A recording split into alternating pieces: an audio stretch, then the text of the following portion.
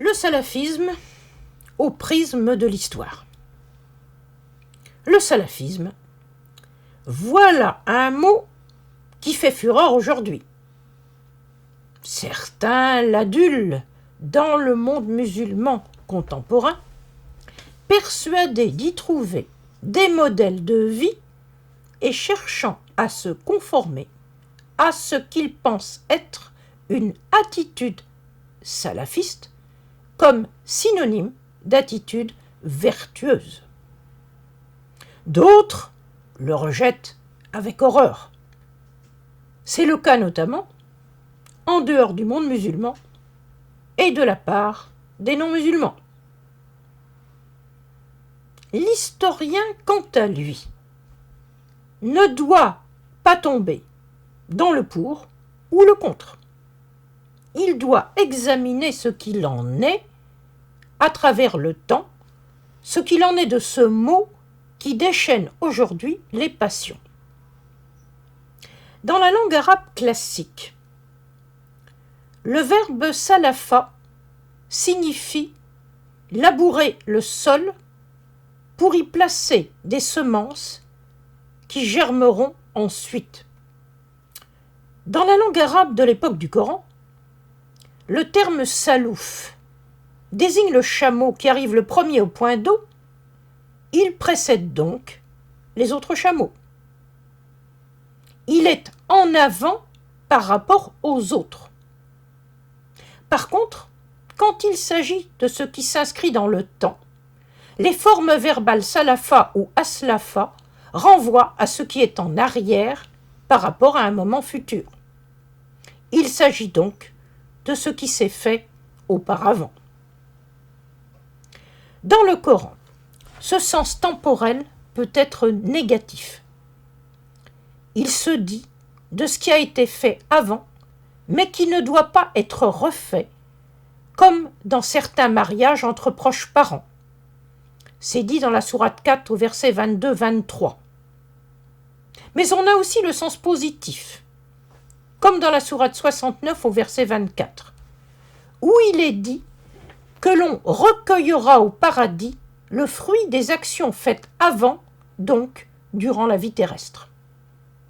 Quant au terme salaf, qui est la base du terme arabe actuel salafiyya, le salafisme, il est utilisé une seule fois dans le Coran, mais c'est de manière très négative. Dans la sourate 43 au verset 56, les hommes, qawm, qui ont écouté Pharaon, au lieu de se ranger du côté de Moïse, ont été noyés, iraq, dans la mer. Il est dit alors que ce qui est arrivé à ce qawm est un précédent salaf, qui doit servir de leçon au peuple du futur, afin qu'il ne se trompe pas de voie. Alors, me direz-vous, quel rapport entre ces emplois coraniques et le sens actuel du salafisme ?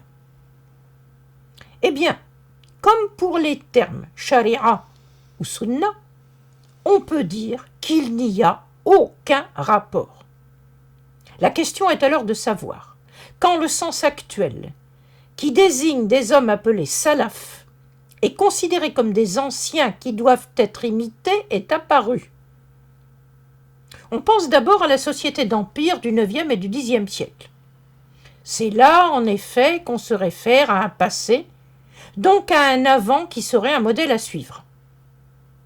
Dans la tradition du hadith, on rencontre une fois ou deux l'expression « salaf salih », les hommes d'avant vertueux. Mais le terme dominant, ce n'est pas du tout ces salafs. C'est le mot « qarn » au singulier, « aqran » au pluriel, qui a le sens de ceux qui sont d'une même génération. Le prophète est censé avoir dit « c'est ma génération qui était la meilleure ». Et ensuite, les 2 ou 3 suivantes, pas plus. On retrouve là ce qui va servir de base à la représentation d'une chaîne de transmetteurs sanad qui remonterait jusqu'au prophète pour authentifier les paroles qu'on lui attribue. Comme l'a dit l'un d'entre vous, on passe alors de l'islam coranique à l'islam du hadith. Cette production textuelle n'est évidemment pas gratuite.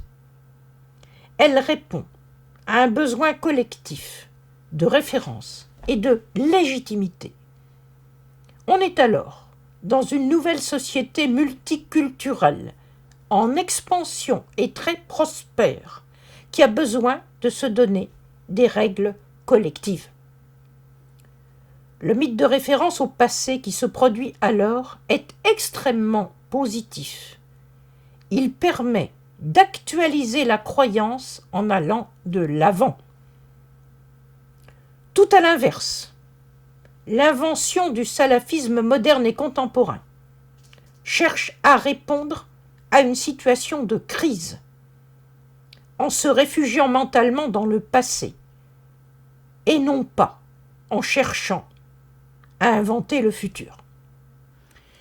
L'actualisation, cette fois négative, ne permet pas d'affronter le présent ni d'aller de l'avant, comme le chameau salouf. À bientôt.